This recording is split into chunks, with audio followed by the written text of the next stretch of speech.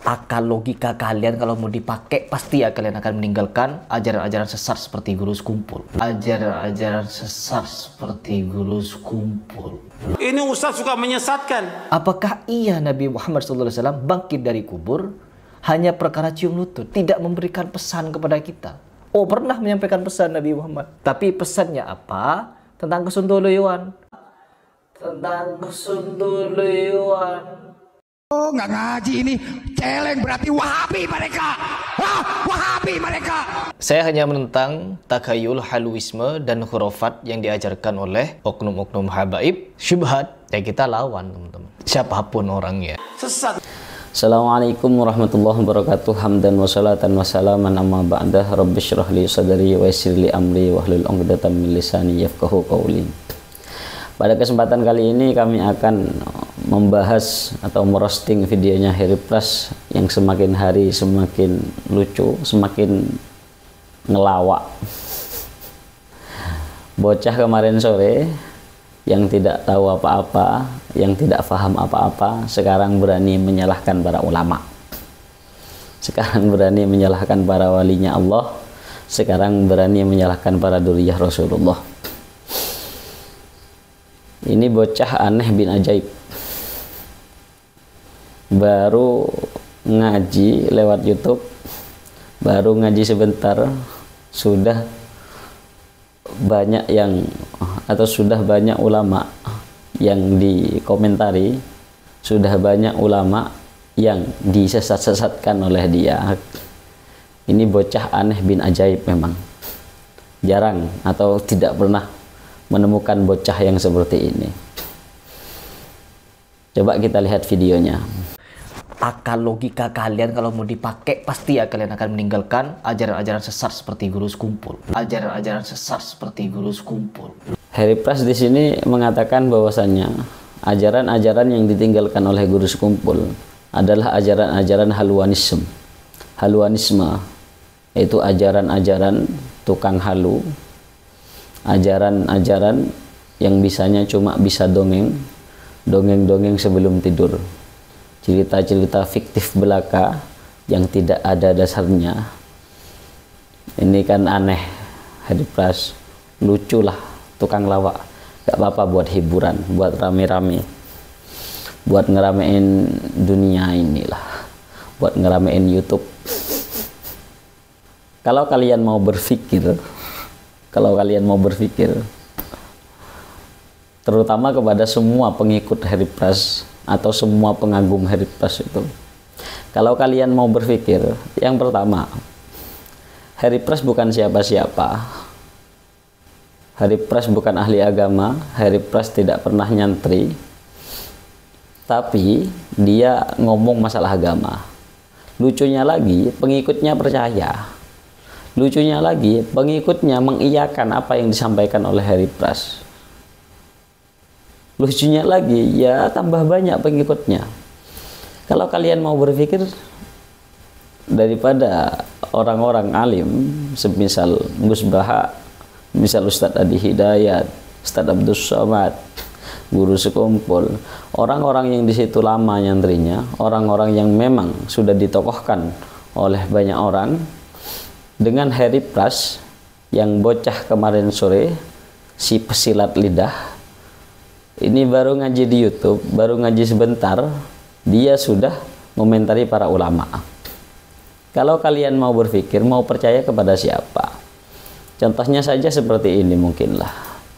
Ada seseorang yang sekolah kedokteran sampai berpuluh-puluh tahun dan menghabiskan jutaan rupiah untuk membiayai sekolah kedokterannya. Kemudian dia sukses dan menjadi dokter. Ada bocah kemarin sore masih baru belajar terkait masalah ilmu kedokteran. Kemudian dia malah buka praktek. Ini kan aneh.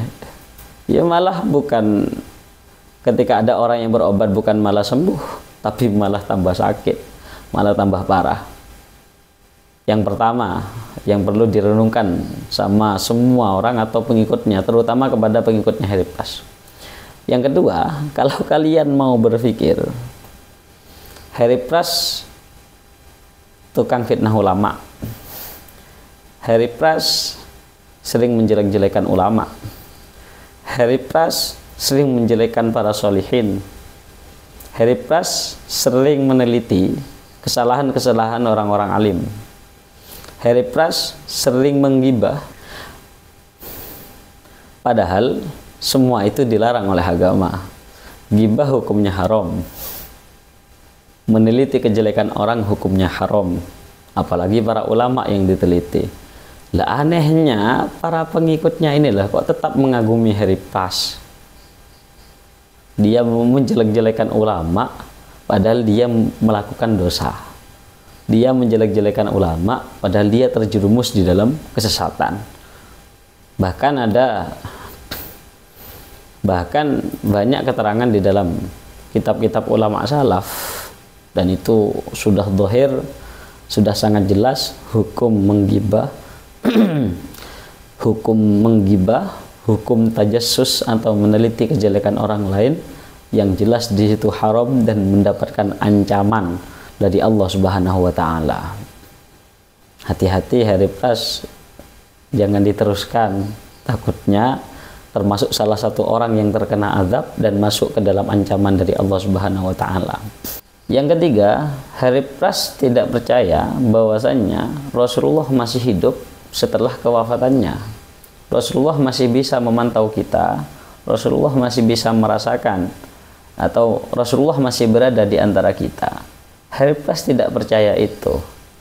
Dan bagaimana dengan keterangan hadis yang di situ Rasulullah bisa menjawab salamnya orang yang bersalam kepadanya, yang bersalam kepada Rasulullah, dan Rasulullah bisa tahu kepada orang-orang yang bersalawat kepada beliau? Apakah ini tidak bisa difahami oleh Harry Pras dan kelompok-kelompok Wahabi yang lain? Padahal hadisnya jelas sahih.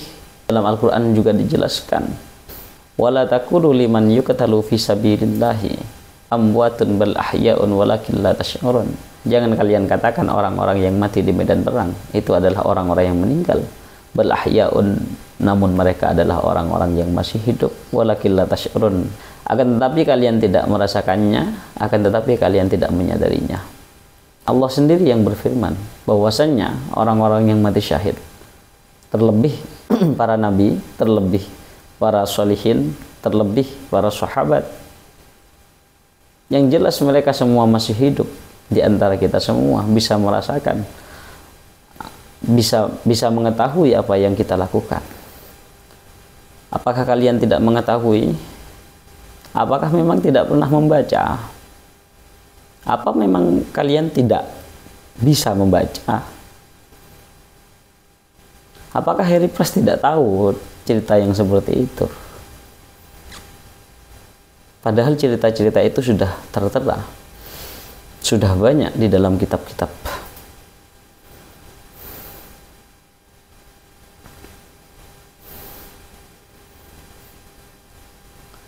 Bukankah cerita-cerita yang seperti itu cerita-cerita keistimewaan para ulama, keistimewaan para sholihin, keistimewaan para walinya Allah sudah sangat banyak diceritakan di dalam kitab-kitab, di dalam literatur kitab, di dalam syarah-syarah Al-Quran, di dalam tafsir-tafsir, di dalam hadis. Bukankah cerita yang seperti itu sudah sangat banyak? Apakah Harry Pras dan kelompok-kelompok Wahabi yang lain tidak pernah baca itu? Apa memang tidak bisa baca?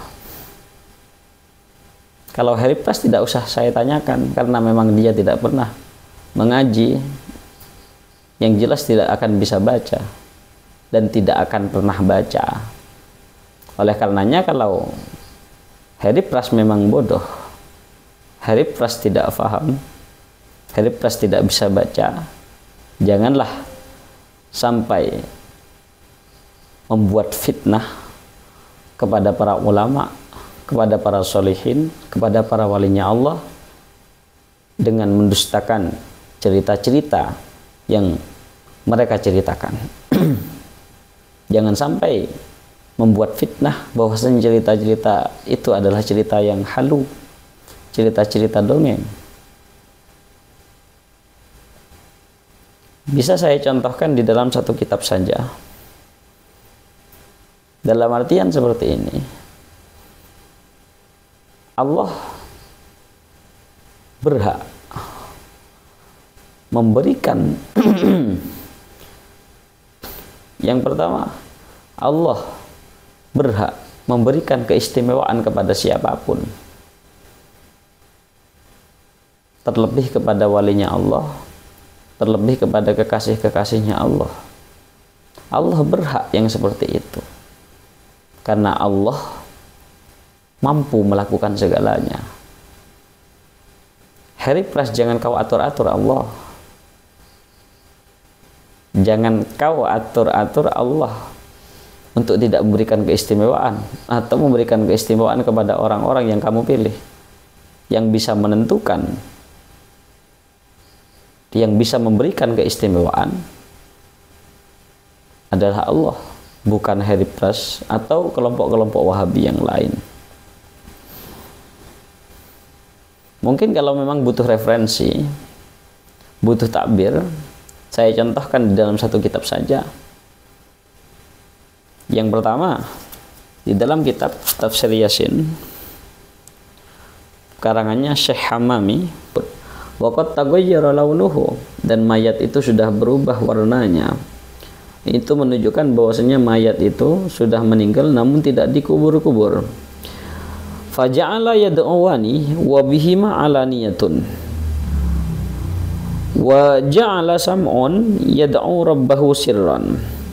Dua utusan Nabi Isa itu berdoa dengan keras kepada Allah Subhanahu wa taala, sedangkan Sam'un berdoa kepada Allah dengan cara yang sangat pelan. Faqama al-mayyitu biidznillah ta'ala. Dengan doanya tiga orang itu, kemudian mayat itu dengan izin Allah hidup kembali. Faqala inni qaddamtu sab'ata ayyamin wa muttu musyrikan. Mayat itu berkata, aku sudah mati 7 hari namun belum dikuburkan. Wa muttu musyrikan, dan aku meninggal dalam keadaan musyrik. Fa udkhiltu fi sab'ati awdiyatin. Kemudian aku dimasukkan ke 7 jurang neraka. Fa udkhiltu fi sab'ati awdiyatin minan nari. Kemudian aku dimasukkan ke 7 jurang dari neraka. Fa ana ahdarukum amma antum fihi. Maka aku memberi peringatan, menakut-nakuti kalian dari apa yang telah terjadi kepadaku. Fa aminu billahi, maka berimanlah kalian kepada Allah Subhanahu wa taala. Tsumma qala al-mayyitu, kemudian mayat itu meneruskan perkataannya, futihat abwabus samai, pintu-pintu langit telah dibuka. Fa idza nadartu ra'aitu sabban hasanal wajhi. Ketika aku melihat ke atas, maka aku melihat seorang pemuda yang tampan wajahnya. Yashfa'u li haula'i salasati, yang mana pemuda yang tampan itu menolong 3 orang. Faqala al-maliku, kemudian raja itu bertanya kepada mayatnya, wa mani salasah, siapa 3 orang yang ditolong oleh pemuda tampan tersebut? Qala ahaduhum sam'un wa hadhani, maka mayat itu berkata, yang akan ditolong oleh pemuda yang tampan itu salah satunya adalah Sam'un dan 2 orang yang membersamai Sam'un. Dari cerita ini bisa disimpulkan bahwasannya cerita-cerita yang dianggap dongeng oleh Harry Price, cerita-cerita yang dianggap dongeng oleh kelompok-kelompok Wahabi, termasuk halu katanya, itu sebenarnya cerita-cerita yang sebenarnya bukan dongeng, namun mereka saja yang kurang baca, mereka saja yang tidak pernah baca. Kalaulah mereka itu sering membaca kitab, sering membaca literatur kitab, sering membaca tafsir-tafsir ayat Al-Quran, maka mereka akan menemukan cerita-cerita yang sangat luar biasa.